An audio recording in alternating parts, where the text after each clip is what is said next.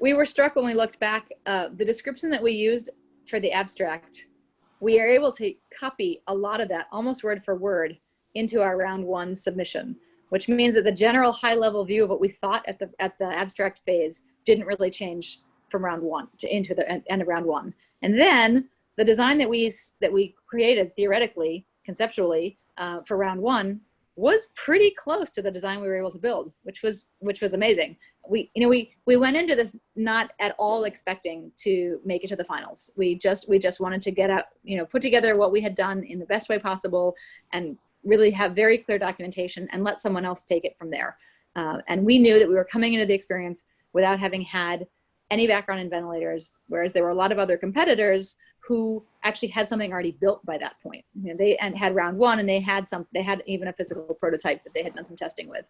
So we thought, okay, we'll just contribute to the greater pool of designs that are out there. And what we found is that when we looked back at our documentation, we had a really interesting and well-documented and really well thought out conceptual design. And we had planned to some extent for what kinds of parts we thought we could get.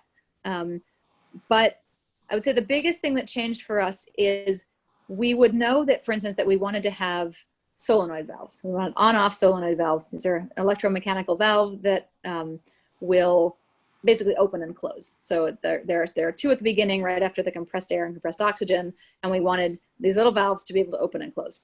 And we had sourced a possible vendor for these solenoid valves. But when it came time to actually building it, we had to then find a vendor who actually had them in stock and could get them to us really quickly. And that proved to be the trickiest part. So I would say our general layout of what the design looked like didn't change a whole lot. Our sort of box enclosure for how it fits together didn't change a whole lot. But the exact specific components that we used changed somewhat depending on what we could get, how expensive it was, and also how quickly we could get it.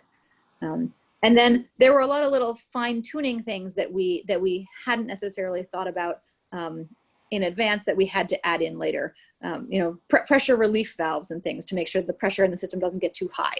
We didn't have those in there initially. We realized later we needed to put them in. So we would add in additional sort of bells and whistles, if you will. But for the most part, the design didn't really change. Maybe one of the biggest component changes is we had planned for a 7-inch screen back when at the end of round one that was going, and we had a general plan of what the user interface was going to look like on the 7-inch screen.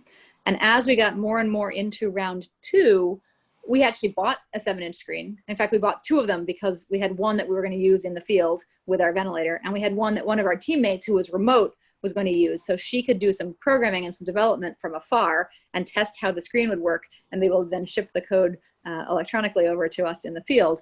So we had these 2 7-inch screens that we purchased, and the user interface team, several sprints into round 2, came to us and said, we've been talking to all these clinicians about exactly what this user interface needs to include, and they want so much more functionality and so many more buttons and information than we have that we can fit on the 7-inch screen. And if we try to pack in that information on the 7-inch screen, it's going to be so small they won't be able to read it, and then that won't be useful. So we really want to go to a 10-inch screen.